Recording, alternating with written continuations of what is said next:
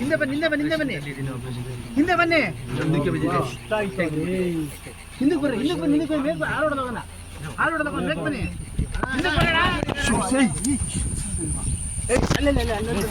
ಮೇಲೆ ಬರ್ರಿ ಎಲ್ಲರೂ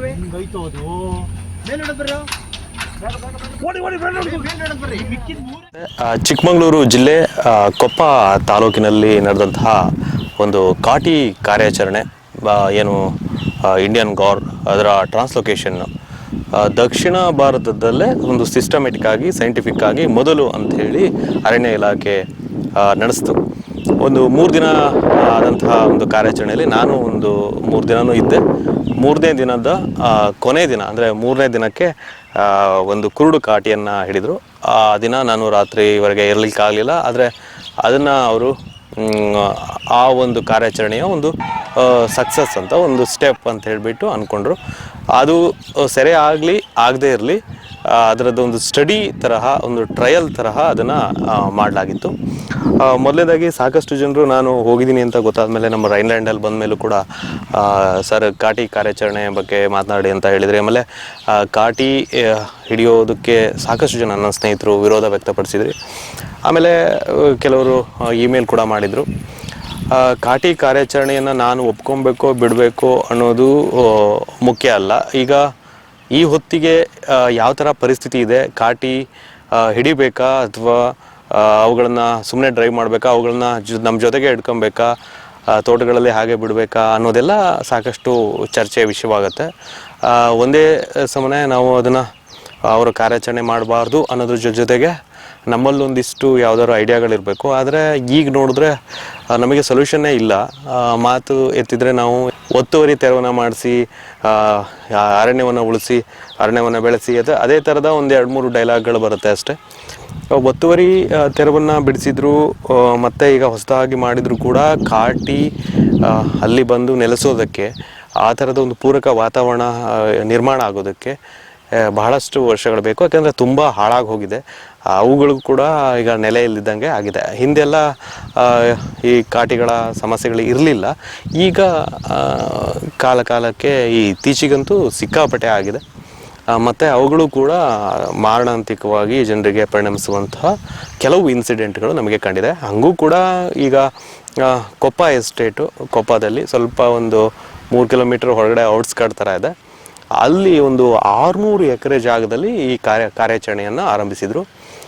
ಸುಮಾರು ಒಂದು 60ರಿಂದ 80 ಜನ ಇದ್ದರು ಅಂತ ಕಾಣುತ್ತೆ ಸಿಬ್ಬಂದಿ ಅಷ್ಟು. ಮತ್ತು ಕ್ಯಾಂಪರು, ವೆಹಿಕಲ್ಲು ಸಾಕಷ್ಟು, ಮತ್ತು ವೈದ್ಯರು ಒಂದು 2-3 ಜನ ಫೀಲ್ಡಲ್ಲಿರುವಂಥ ವೈದ್ಯರು, ಅದ್ರ ಜೊತೆಗೆ ಸೀನಿಯರ್ ಪ್ರೊಫೆಸರ್ಸು, ಸೀನಿಯರ್ ಡಾಕ್ಟರ್ಸು, ಆಮೇಲೆ ಖುದ್ದಾಗಿ PCCF ವೈಲ್ಡ್ ಕುಮಾರ್ ಪುಷ್ಕರ್ ಕೂಡ ಅಲ್ಲಿಗೆ ಬಂದಿದ್ದರು. 1-2 ದಿನ ಇದ್ದರು. ಚಿಕ್ಕಮಗಳೂರು CF ಕ್ಷೀರ್ ಸಾಗರ್, ನಂತರ ಕೊಪ್ಪ DCF ಶಿವಶಂಕರ್ ನೇತೃತ್ವದಲ್ಲಿ ಹೀಗೆ ಒಂದು ದೊಡ್ಡ ಕಾರ್ಯಾಚರಣೆ ಆಗಿತ್ತು. ಆದರೆ ಅದು ಸುತ್ತಲೂ ಒಂದು ಕೊಪ್ಪ ಎಸ್ಟೇಟ್ ಒಂದೇ ಒಂದು ಬೌಂಡ್ರಿ, ಅದು ಒಂದು ಅದೇ ಹೇಳ್ದಂಗೆ 600 ಎಕರೆ ಆ ಭಾಗದಲ್ಲಿ. ಹಾಗಾಗಿ ಜನರ ಒಂದು ಮೂಮೆಂಟ್ಸ್ ಇರಲಿಲ್ಲ. ಅದು ಅವರಿಗೆ ಒಂದು ಟ್ರಯಲ್ ಏನು ಮಾಡ್ತೀವಿ ಅಂತ ಹೊರಟಿದ್ರಲ್ಲ ಅದಕ್ಕೊಂದು ಪೂರಕ ವಾತಾವರಣದಂತೆ ಅದು ಇತ್ತು. ಹೀಗೆ ನಡೆದಂಥ ಕಾರ್ಯಾಚರಣೆಯಲ್ಲಿ ಮೊದಲ 2 ದಿನ ಅಲ್ಲಿರುವಂಥ ಕಾಡು, ಮೊದಲು ಅಂದರೆ ಅದು ಶುರು ಮಾಡಿದ ದಿನದಿಂದಲೇ ಅದನ್ನು ಟ್ರ್ಯಾಕ್ ಮಾಡೋದಕ್ಕೆ ಆ ಹಿಂಡನ್ನು ಶುರು ಮಾಡಿದರು. 2ನೇ ದಿನವೂ ಹಿಂಡು ಸಿಕ್ತು. ಒಂದು 500-600 kg ಇರುವಂಥ ಒಂದು ಕಾಟಿಯನ್ನು ಅವರು ಸೆರೆ ಹಿಡಬೇಕಾಗಿತ್ತು. ಹಾಗಾಗಿ ಅವರಿಗೆ ಅದು ಅಷ್ಟು ವೆಯ್ಟಿಂದು ಸಿಗಲಿಲ್ಲ. ಅದು ಒಂದು ಸ್ವಲ್ಪ ದೊಡ್ಡ ಸಿಕ್ತು. ದೊಡ್ಡದಕ್ಕೆ ಅವರು ಡಾಟ್ ಮಾಡ್ತಾರೆ, ಅದು ಮತ್ತೆ ರಿವರ್ಸಲ್ ಮಾಡ್ತಾರೆ. ವೈದ್ಯರಾಗಿರುವಂಥ ರಮೇಶ್ ಅಂಥೇಳಿ ಅವರ ನೇತೃತ್ವದಲ್ಲಿ ವೈದ್ಯರ ತಂಡ ಇತ್ತು. ಅದು ಯಾಕೆ ಮಾಡಿದರು ಅಂದರೆ ಅಷ್ಟು ದೊಡ್ಡ ಕಾಟಿಯನ್ನು ಅಲ್ಲಿಂದ ಎತ್ಕೊಂಬರೋದಕ್ಕೆ ಸಾಧ್ಯವಾಗೋದಿಲ್ಲ ಅನ್ನೋದಕ್ಕಾಗಿ ಮಾಡಿದರು. ಮತ್ತು ಕಾಟಿ ಕಾರ್ಯಾಚರಣೆಯಲ್ಲಿ ಇದು ಸೈಂಟಿಫಿಕ್ ಯಾಕೆ ಮತ್ತು ಸಿಸ್ಟಮೆಟಿಕ್ ಯಾಕೆ ಅಂತಂದರೆ ಅದು ಡಾಟ್ ಮಾಡಿದ ತಕ್ಷಣ ಅದಕ್ಕೆ ಮಾಡಬೇಕಾಗಿರೋ ಪ್ರೊಸೀಜರ್ಸ್ ಏನಿದೆ ಅದಕ್ಕಾಗಿ ಒಂದು ಕೇಸ್ ಮಾಡಬೇಕು. ಅದಕ್ಕಾಗಿ ಒಂದು ಸ್ಪೆಷಲಾಗಿ ಒಂದು ಸ್ಟ್ರೆಚರ್ ಮಾಡ್ತಾರೆ. ಆ ಸ್ಟ್ರೆಚರ್ನಲ್ಲಿ ಜನ ಅದು ಎಲ್ಲಿ ಬಿದ್ದಿರುತ್ತೋ ಅಲ್ಲಿಂದ ಅದನ್ನು ಹೊತ್ಕೊಂಡು ಬರಬೇಕು. ಹೊತ್ಕೊಂಡು ಬಂದು ಆಮೇಲೆ ವೆಹಿಕಲ್ಗೆ ಹಾಕ್ಕೊಂಡು ವೆಹಿಕಲಲ್ಲಿ ಮತ್ತೆ ಅದನ್ನು ಅದರದ್ದು ಎಲ್ಲ ರೀತಿಯ ಪ್ರಕ್ರಿಯೆಗಳನ್ನು ಮಾಡಿ, ವೈದ್ಯಕೀಯ ಪ್ರಕ್ರಿಯೆಗಳನ್ನು ಮಾಡಿ ನಂತರ ಅದನ್ನ ಕೇಜಲ್ಲಿಟ್ಟು ಅದನ್ನು ಮತ್ತೆ ಟ್ರಾನ್ಸ್ಲೋಕೇಟ್ ಮಾಡಬೇಕು. ಅಂದರೆ ಬೇರೆ ರೇಂಜ್ಗೆ, ಬೇರೆ ಒಂದು ಏರಿಯಾಕ್ಕೆ ಬಿಡಬೇಕು. ಇದು ಟ್ರಾನ್ಸ್ಲೊಕೇಶನ್ ಆಗಿರುತ್ತೆ. ಹೀಗೆ ಕೊಪ್ಪ ಎಸ್ಟೇಟ್ನಲ್ಲಿ ನಾವು ಮೊದಲನೇ ದಿನ ಶಿವಮೊಗ್ಗದ ಸಕ್ಕರೆಬೆಲ್ಲಿನ 2 ಆನೆಗಳು, ಭೀಷ್ಮ ಮತ್ತು ಸೋಮಣ್ಣ ಅನ್ನುವಂಥ 2 ಆನೆಗಳಿದ್ದು, ನಂತರ ಇನ್ನೊಂದು ಆನೆ ಸೇರಿಕೊಳ್ತು ಮಹೇಂದ್ರ ಅಂತ ಹೇಳಿ 2ನೇ ದಿನಕ್ಕೆ. ಆನೆಗಳ ಮುಖಾಂತರ ಅವರು ಅಲ್ಲಿ ಕೂಂಬಿಂಗ್ ಎಲ್ಲ ಮಾಡಿದ್ರು. ಅದು ಆ ದಿನಕ್ಕೆ ಅವರು ಅಂದ್ಕೊಳೋದೇನು ಅಂತಂದರೆ ಅದು ಸಕ್ಸಸ್ ಅಂತ. ಯಾಕಂದರೆ ಅವರಿಗೆ ಎಲ್ಲದೂ ಟ್ರಯಲ್ ಆಗಿರೋದ್ರಿಂದ ಅವ್ರು ಏನೇನು ಸಮಸ್ಯೆಗಳು ಬರುತ್ತೋ ಅದನ್ನೆಲ್ಲ ಒಂದಿಷ್ಟು ಮಾಹಿತಿಯನ್ನು ಮಾಡಿಟ್ಕೊಂಡಿರ್ತಾರೆ. ಹೀಗೆ ನಾವು ಅಲ್ಲಿದ್ವಿ, ಚಿಟಿಯಪ್ಪ ಸರ್ ಕೂಡ ಅಲ್ಲೇ ಇದ್ದರು. ನಾವೆಲ್ಲ ಅದನ್ನು ನೋಡ್ತಾನೆ ಇದ್ವಿ ಅಲ್ಲಿ ಏನಾಗುತ್ತೆ ಅಂತ ಹೇಳಿಬಿಟ್ಟು. 2ನೇ ದಿನ ಆ ಕಾಟಿಗಳ ಹಿಂಡು ಬರಲೇ ಇಲ್ಲ ಕೊನೆಗೆ. ಆಮೇಲೆ ಮಧ್ಯಾಹ್ನ ನಂತರ ಮತ್ತೆ ಶುರು ಮಾಡಿದ್ವಿ ಊಟ ಮಾಡ್ಕೊಂಡು. ಅದಾದ ನಂತರ ಎಲ್ಲ ಕಾಟಿಗಳು ಒಂದು ಹಿಂಡು ಸಿಕ್ತು.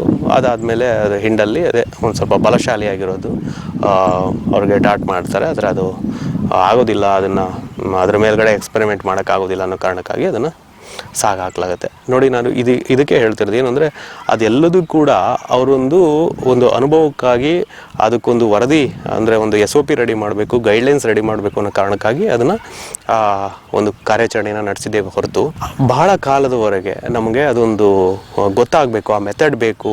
ಮಧ್ಯಪ್ರದೇಶದಲ್ಲಿ ಏನು ಮಾಡಿದ್ದಾರೆ, ಅದು ಈ ಪಶ್ಚಿಮ ಘಟ್ಟದಲ್ಲಿ, ಅದು ಈ ಥರ ಟೆರೈನಲ್ಲಿ, ಚಿಕ್ಕಮಗಳೂರು ಕಾಫಿ ಎಸ್ಟೇಟ್ಗಳಲ್ಲಿ, ಆ ಗುಡ್ಡ ಪ್ರದೇಶಗಳಲ್ಲಿ ಹೇಗೆ ಸಾಗಿಸ್ಬೋದು ಇವುಗಳನ್ನು, ಮತ್ತು ಇವುಗಳನ್ನು ಹೇಗೆ ಕಂಟ್ರೋಲ್ ಮಾಡ್ಬೋದು ಅನ್ನೋದನ್ನು ಅವರು ಅರ್ಥ ಮಾಡ್ಕೊಳೋದಕ್ಕೋಸ್ಕರ ಅದನ್ನು ಅಷ್ಟು ದೊಡ್ಡ ಮಟ್ಟದ ಒಂದು ಕಾರ್ಯಾಚರಣೆಗೆ ಇಳಿದಿದ್ರು. ಆದರೆ ಅದಾಗಲಿಲ್ಲ. 3ನೇ ದಿನಕ್ಕೆ ಮಧ್ಯಾಹ್ನದವರೆಗೆ ಮಾಡ್ತಾರೆ. ಆದರೆ ಆ ಹಿಂಡು ಪಕ್ಕಕ್ಕೆ ಬೆದರು ಹೋಗ್ಬಿಟ್ಟಿದ್ವಲ್ಲ, ಅವು ಪಕ್ಕದ ಒಂದು ಎಸ್ಟೇಟ್ಗೆ ಶಿಫ್ಟ್ ಆಗಿಬಿಟ್ಟಿರ್ತವೆ. ಅಲ್ಲಿ ಮಾಡೋಕ್ಕಾಗೋದಿಲ್ಲ ಅಂತ ಗೊತ್ತಾಯ್ತು ತಕ್ಷಣ ಮತ್ತು ಯಾಕೆಂದರೆ ಅನಿಮಲ್ಗೆ ಅಷ್ಟು ಸ್ಟ್ರೆಸ್ ಕೊಟ್ಟು ಏನೇನೋ ಮಾಡಿದರೆ ಮತ್ತೆ ಡಿಪಾರ್ಟ್ಮೆಂಟ್ ಮೇಲೆ ಪರಿಸರವಾದಿಗಳು ಎಲ್ಲ ನಮ್ಮಂಥವ್ರು ಎಲ್ಲರೂ ಕೂಗಾಡ್ತೀವಿ. ನಾವು ಅಲ್ಲಿದ್ದರೂ ಕೂಡ ನಾವೇನು ಡಿಪಾರ್ಟ್ಮೆಂಟಿನ ಅಂದರೆ ಅವರ ಒಂದು ವಾಯ್ಸ್ ಏನಲ್ವಲ್ಲ, ನಮಗೆ ಇದು ವೈಲ್ಡ್ ಲೈಫಿನ ಏನಾಗ್ತಿದೆ ಅಂತ ನೋಡಬೇಕಿತ್ತು.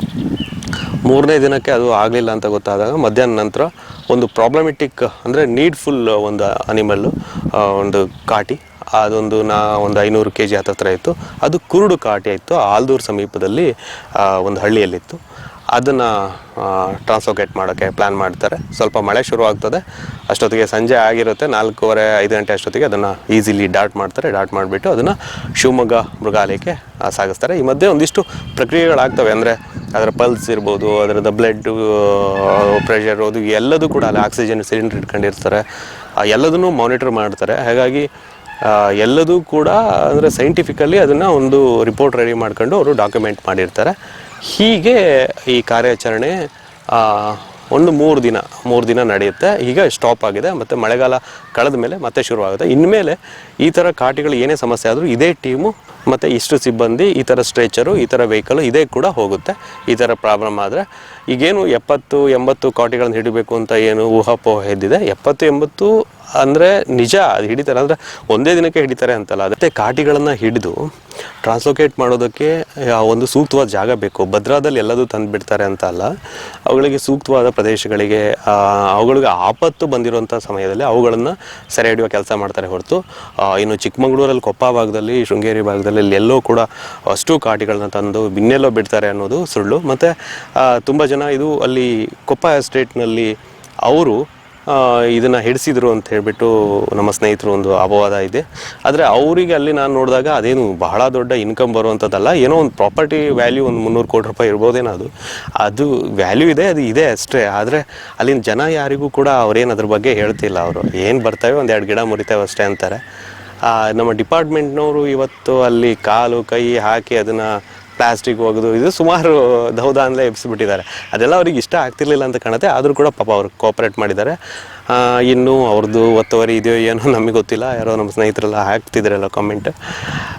ಇದು ಕಾರ್ಯಾಚರಣೆ. ಬಟ್ಟು ಈ ಥರ ಕಾರ್ಯಾಚರಣೆ ಅಂದರೆ ಅವರು ಏನು ಹೇಳ್ತಾರೆ, ಹಿಂದೆ ಕೆಡ್ಡ ಆಪ್ರೇಷನ್ ಮಾಡಬೇಕಾದ್ರೆ ಹಿಂದೂ ಕ್ರಾಲ್ ಇರ್ಬೋದು, ಎಲ್ಲದಕ್ಕೂ ಕೂಡ ಅಪಸ್ವರ ಇತ್ತು. ಆದರೆ ಇವತ್ತು ನಾವು ಅದನ್ನು ಒಂದು ಎಫೆಕ್ಟಿವ್ ಟೂಲ್ ಆಗಿ ಬಳಸಿದ್ದೀವಿ ಅಂತ. ನಮ್ಮಲ್ಲಿ ಹಾರ್ಡ್ ಕೋರ್ ಎನ್ವಿರಾನ್ಮೆಂಟಿಸ್ಟ್ ಏನಿರ್ತಾರೆ, ಅಥವಾ ನಮ್ಮ ಥರದ್ರು ಅಷ್ಟೇ, ನಮಗೆ ಬೇಡ ಅಂತ ಹೇಳೋದು ಸುಲಭ, ಆದರೆ ಪ್ರಾಕ್ಟಿಕಲ್ಲಾಗಿ ಭಾಳ ಕಷ್ಟ ಇರುತ್ತೆ. ನೋಡಿ, ಚಿಕ್ಕಮಗಳೂರು ಇದರಲ್ಲಿ ಯಾರು ಈ ಥರ ಆ್ಯಕ್ಟಿವಿಸ್ಟ್ಗಳು ಒಬ್ಬರು ನಾನು ನೋಡಲಿಲ್ಲ. ಅವರು ಕೂತ್ಕೊಂಡೇ ಏನೋ ಮಾಡ್ಬೋದೇನೋ, ಅಥವಾ ತುಂಬ ಜನ ಈಗ ಮಾಡ್ತಿಲ್ಲ, ಅಂದರೆ ಡಿಪಾರ್ಟ್ಮೆಂಟ್ ವಿರುದ್ಧ ಎಲ್ಲ ಮಾಡ್ತಿಲ್ಲ.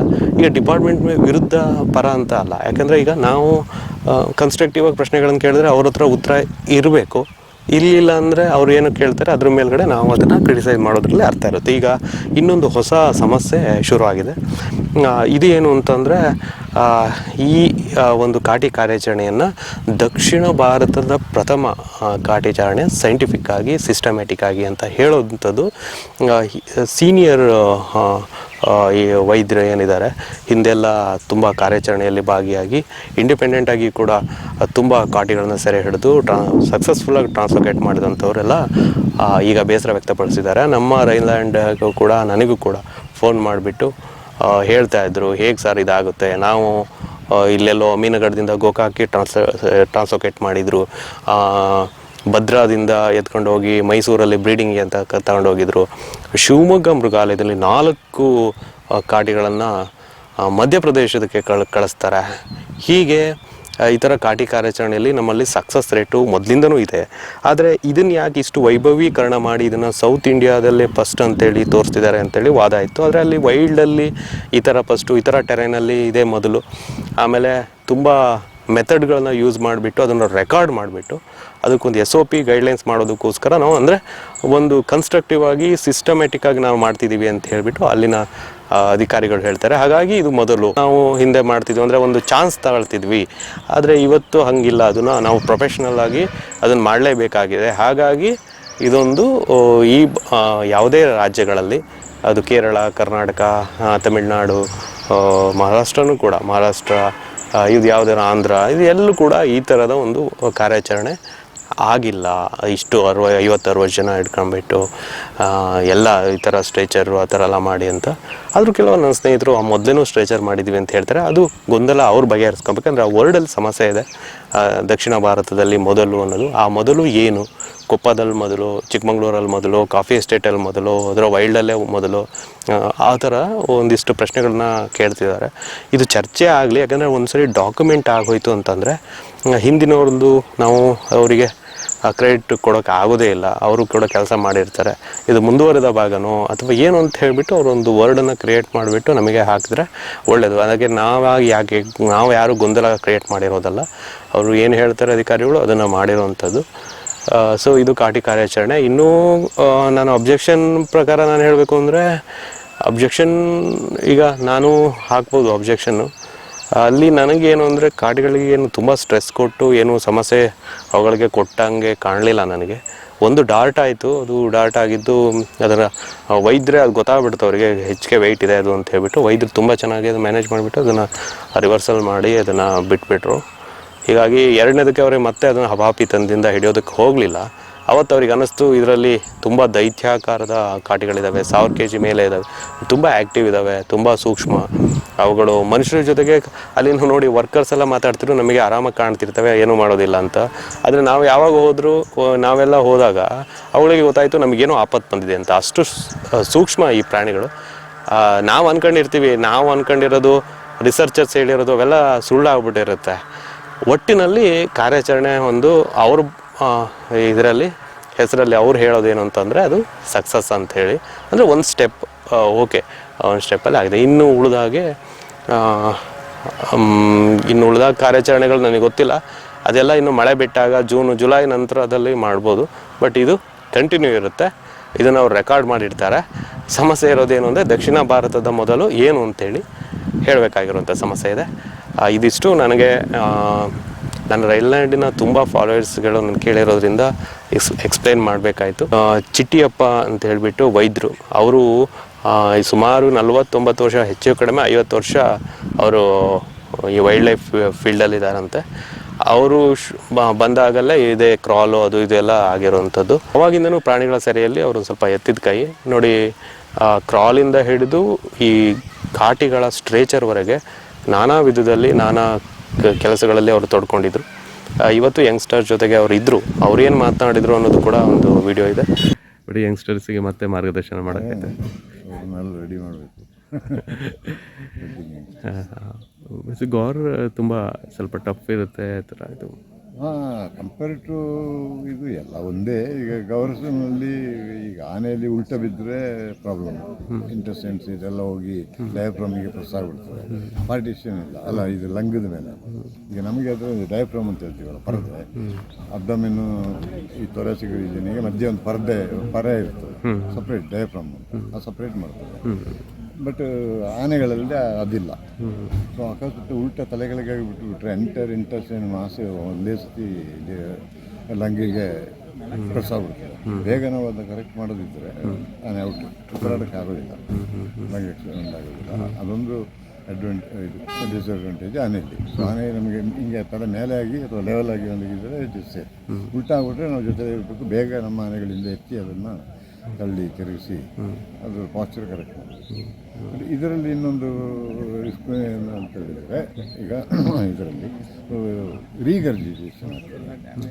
ಈ ದನಗಳು ಹಸು ಅದೇ ಜಾತಿಯ ಈ ಮಿಲ್ಕ್ ಹಾಕಿ ಮೇವು ಹೊರಗೆ ಬರ್ತಾ ಇರ್ತದಲ್ಲ, ಆ ಟೈಪು ಇದೇನಾಗ್ತದೆ. ಈ ನಾವು ಈ ಸೆಡೇಷನ್ ಆದಾಗ ಹೊಟ್ಟೆಯಿಂದ ಆಹಾರ ಬಂದುಬಿಡ್ತದೆ, ಮೂಗಿನಿಂದ ಇದರಿಂದ ಜ್ಯೂಸ್ ಎಲ್ಲ ಬರಲಿಕ್ಕೆ ಸಾಕಾಗ್ತದೆ. ಬೇಗ ನಾವು ಅದನ್ನು ಕರೆಕ್ಟ್ ಮಾಡಿ ತಲೆನೆಲ್ಲ ಎತ್ತಿ ಇದು ಮಾಡೋದಾದರೆ ಆ ಮೂಗಿನಲ್ಲಿ ಉಸಿರಾಡುವಾಗ ನೀರು ಶ್ವಾಸ ಹೋಗ್ತದೆ, ರೆಸ್ಪಿರೇಷನ್ ಬ್ಲಾಕ್ ಆಗ್ತದೆ. ಆ ರಿಸ್ಕ್ ಇದರಲ್ಲಿದೆ. ಬಟ್ ಈ ಹೊತ್ತಿಗೆ ತುಂಬ ಅನಿವಾರ್ಯನೂ ಇದೆ, ಮತ್ತು ಕೆಲವು ಪರಿಸರ ಇದರದ್ದು ಕೂಡ ರಿಸ್ಕ್ ತೆಗೆದು ಮಾಡಬೇಕಾಗ್ತದೆ, ಇನ್ನೇನು ಮಾಡಲಿಕ್ಕೆ ಆಗೋದಿಲ್ಲ. ಬಟ್ ಆಕ್ಷೇಪನೂ ಸುಮಾರು ಬರ್ತದೆ. ಆನೆದು ಪಾತ್ರ ಅದಕ್ಕೆ ಆನೆ ಜೊತೆಲಿ ಇಟ್ಕೊಳ್ತೀವಿ. ಈಗ ನಮಗೆ ಇದನ್ನೆಲ್ಲ ಎತ್ತಬೇಕು ಅಂದರೆ ಸುಲಭದಲ್ಲಿ ಆಗೋದಿಲ್ಲ. ನೆನಪವರು 10-15 ಜನ 20 ಜನ ತಿಳಿಸ್ಬೇಕು ಮಾಡಬೇಕು ಅಂದರೆ. ಸೊ ಆನೆಗಳು ಅದಕ್ಕೆ ಜೊತೆಲಿ 2 ಆನೆ ಕಳಿಸಿದ್ವಿ. ಅದು ತಪ್ಪಂತ ಹೆಂಗೆ ಬೇಕು ಹಂಗೆ ಓಡಾಡಿ ಎತ್ತಿ ಪಾಸ್ಚರ್ನ ಕರೆಕ್ಟ್ ಮಾಡಿದ್ವಿ. ಬಟ್ ಟ್ರಾನ್ಸ್ಲೊಕೇಶನ್ ನಮ್ಮಲ್ಲಿ ಈ ಥರದ್ದು ಆ ಕಾರ್ಯಾಚರಣೆ ಇದೆ ಫಸ್ಟ್ ದಕ್ಷಿಣ ಭಾರತದ. ಟ್ರಾನ್ಸ್ಲೊಕೇಶನ್ ಆಲ್ಮೋಸ್ಟ್ ಇಂಡಿಯಾಕ್ಕೆ ಅಥವಾ ಸೌತ್ ಇಂಡಿಯಾ ತಗೊಂಡ್ರು ಇದಿಲ್ಲ. ಓಕೆ. ಇದೊಂದು ತುಂಬ ಮೆಜಾರಿಟಿ ಆಫ್ ಸ್ಟೇಟ್ಸು ನಮ್ಮಲ್ಲಿ ವೆಸ್ಟರ್ನ್ ಘಾಟ್ಸಲ್ಲಿ ಐಸ್ ಇರುತ್ತೆ. ಬಟ್ ಇದು ಸಕ್ಸಸ್ ಆದರೆ ನಮಗೆ ಇಂಪ್ಲಿಮೆಂಟ್ ಮಾಡೋದಕ್ಕೆ ಒಂದು ಇದಾಗುತ್ತೆ ಸರ್ ಇದನ್ನು. ಅದೇ ಈಗ ಫಸ್ಟ್ ಇದು ಮಾಡಿ ನಾವು ಇದನ್ನ ತಗೊಂಡೋಗಿ ಭದ್ರಾ ಇದಕ್ಕೆ ಬಿಟ್ಟು ನಂತರ ಅದೇ if it is succeeding stage by stage ಎಲ್ಲ ಎಸ್ಟೇಟ್ ಒಳಗಡೆ ಇರೋದನ್ನ ಹಿಡಿದು ತಗೊಂಡೋಗಿ ವಾಪಸ್ ಮುಂದೆ. ಸರ್ವಿಸ್ ಶುರು ಆಗಿದೆ ಯಾವ ಇಸ್ವಿಯಲ್ಲಿ? ನಂದು ಸರ್ವಿಸ್ ಶುರುವಾಗಿದ್ದು 1984. 84ರಲ್ಲಿ ಸರ್. ಕ್ರಾಲಿಂದ ಹಿಡಿದು ಬಿಟ್ಟು ಈ ತನಕ ಈ ಥರ ಸ್ಟ್ರೇಚರ್ವರೆಗೆ ನೀವು ಹೆಂಗೆ ಹೇಳ್ಬೋದು? ಕ್ರಾಲಿಂದ ಸ್ಟ್ರೇಚರ್ವರೆಗೆ, ಗಾರ್ ಸ್ಟ್ರೇಚರ್ವರೆಗೆ travelled all the journey cover ಮಾಡಿದ್ರೆ. ಕೂಗ್ತಾ ಇದ್ರಲ್ಲ, ನಾನು ಬಂದ್ಬಿಡ್ತು ಅಂತ ರಸ್ತೆಯಲ್ಲಿ ಕೂತ್ಕೊಂಡಿದ್ದೀವಿ ನಾವು SF ಅವರೆಲ್ಲ. ನೀನೇನು ಬಂತು ಅಂತಾನೆ ಅನ್ಕೊಂಡ್ಬಿಟ್ಟಿನಿ. ನೀವೇನೋ ಮಾಡಿದ್ದೀರ, ನೀವು ಕಾಟಿನ ಓಡಿಸಿದ್ದೀರ ಸರ್ ನೀವು.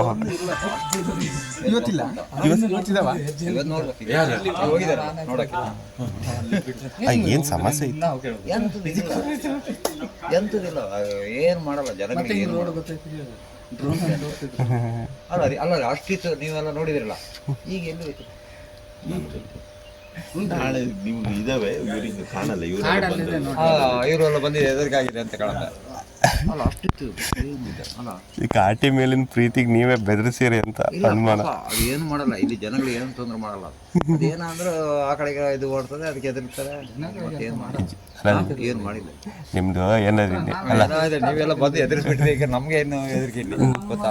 ಅಲ್ಲಲ್ರಿ, ಇಲ್ಲಿ ಬನ್ನಿ ಸರ್. ಇಲ್ಲಿ ಇದ್ದು ಇವ್ರನ್ನ ಹಿಡ್ಕೊಳ್ರಿ. ನಿಮ್ದು ಎಷ್ಟೆಷ್ಟನವ್ರು ಹಿಡಿಸ್ತಿದ್ದೀರಿ ಅಂತ ಹೇಳ್ತಿದ್ದಾರೆ ಜನ. ಎಲ್ಲಿ ಯಾವಾಗ? ಈಗ ಎಲ್ಲರೂ ಇರೋದು ಹಂಗೇನೆ, ಎಲ್ಲರೂ ಹೇಳ್ತಿದ್ದಾರೆ. ನಾನಲ್ಲ, ಫಾರೆಸ್ಟ್ ಅವರೇ ಬಂದಿದ್ದಾರೆ. ಎಷ್ಟೆಷ್ಟನವ್ರು ಹಿಡಿಸ್ತಿಲ್ಲ ಅಂತ. ಸರ್ಕಾರದ ಯಾವುದೂ ಇಲ್ಲ ಅದಕ್ಕೆ, ಎಲ್ಲ ಫಾರೆಸ್ಟ್ ಅವರೇ ಅಂತ, ಗೌರ್ಮೆಂಟ್ ಅಂತ. ಈಗ ಸ್ವಲ್ಪ ಗೊತ್ತಾಗಿದೆ ಎಲ್ಲ. ಎಲ್ಲದರ ಸಾಕಾರು ಎಷ್ಟು ಹಿಡಿಯೋದು? ಒಂದು 20 ಹಿಡ್ದಾಯ್ತು ಅಂತ ಹೇಳಿದ್ವಿ. ಮತ್ತೆ ಹಿಡಿಯಾಯ ಮತ್ತ ಕಾಟಿಗಳು 20 ಹಿಡ್ದಾಯ್ತು. ಎಲ್ಲ ಫೋನೇ ಎಲ್ಲ. ಈಗ ಮನೆಗೆ ಹೋಗ್ತೀವಲ್ಲ, ಎಷ್ಟು ಹಿಡಿದ್ರಿ? ಅದು ನಿಮಗೆ ಯಾವತ್ತು ಕಾಟಿ ಹೆದರ್ಸಿಲ್ಲನ್ರಿ? ಸುಳ್ಳು ಹೇಳ್ಬೇಡ. ನಾನೇ ಬೈಕಲ್ಲಿ ಒಂದ್ಸರಿ ಸಿಕ್ಬಿಡಿದೆ. ಯಾವ್ದು ಸಿಕ್ಕಲ್ಲ ನಮ್ಗೆ. ಹೋಗ್ತೀವಲ್ಲ, ನಮ್ಮನ್ನು ನೋಡಿದ್ರೆ ಓಡೋದೆ ಹತ್ರ ನೋಡಿದ್ವಿ ನಾವು. ಈಗ ಒಂದು ಸಿಕ್ಕಲ್ಲ ಮಾತ್ರ. ಕಾಡಲ್ಲಿ ನೀವು ನೋಡಿದಿಲ್ಲ ಅವಾಗ ಹಾಲಾರಿ ಪಿಕಪಾರಿ ಬರುವ ಸಾಲು ಹೋಗತ್ತೆ ನೋಡಿ. ಇವತ್ತು ಒಂದು ಕಾಣಲ್ಲ. ಆನೆ ನೋಡಿಲ್ಲ, ಆನೆ ಬರಲಿಲ್ಲ. ಆನೆ ಯಾವುದಿಲ್ಲ, ಯಾವುದಿಲ್ಲ, ಇಲ್ಲ ಯಾವುದಿಲ್ಲ. ಕಾಟಿ ಆದರೆ ಕೃಷಿ ಮಾಡಿದ್ದು ನೋಡಿದ್ದು. ಕಾಟಿ ಅದೇ ಕೃಷಿ ಮಾಡೋದು ನೋಡಿದ್ವಿ. ಮತ್ತೆ ಇಲ್ಲಿ ನಮ್ಮ ತೋಟದಲ್ಲಿ ಎಷ್ಟು ಎಲ್ಲ ದೈತ್ಯಾಕಾರದೆಲ್ಲ ದಪ್ಪ ಇಲ್ಲ ಎಲ್ಲ ಇದು ಅಂದ್ರೆ ಒಟ್ಟಿಗೆ ಇದೆ. ನಿನ್ನ ಇದು ಮಾಡಿದ್ರಲ್ಲ ಅದು ಒಂದು ಒಟ್ಟಿಗೆ ಮಾತ್ರ ಇರೋದು. ಅದು ನಿನ್ನೆ ನಾವು 3 ದಿವಸ ಸೇರಿಸು 4 ಆಗ್ತದೆ. ಎಲ್ಲ ಗುಂಪಾಗಿ ಓಡಾಡ್ತಾವೆ ಒಂದೊಂದು. ಇಲ್ಲ, ಒಂದು ಮಾತ್ರ, ಒಂದು ನಿನ್ನೆ ಅದು ಒಂದು ಮಾತ್ರ ಓಡಾಡ. ಅದು ಒಂದೇ. ಅದು ಈ ಕಡೆನೆ ಎಲ್ಲಿ ಗೊತ್ತಾ, ಇದು ಇಲ್ಲಿಂದ ಆ ಕಡೆ 8 ಎಕರೆ, ನಾವು 8 ಎಕರೆ ಅಂತ ಹೇಳೋದು ಅಲ್ಲಿ, ಮತ್ತೆ ಈ ಕಡೆ ಅಷ್ಟೇ, ಮತ್ತೆ ಇಲ್ಲಿ ಹೋಗಲ್ಲ. ಒಟ್ಟಿನಲ್ಲಿ ಇದು ಟ್ರಾನ್ಸ್ಲೊಕೇಶನ್ ಮೊದಲ ಹಂತದಲ್ಲಿ ಸಕ್ಸಸ್ ಅಂತ ಹೇಳಲಾಗ್ತಿದೆ. Thank you.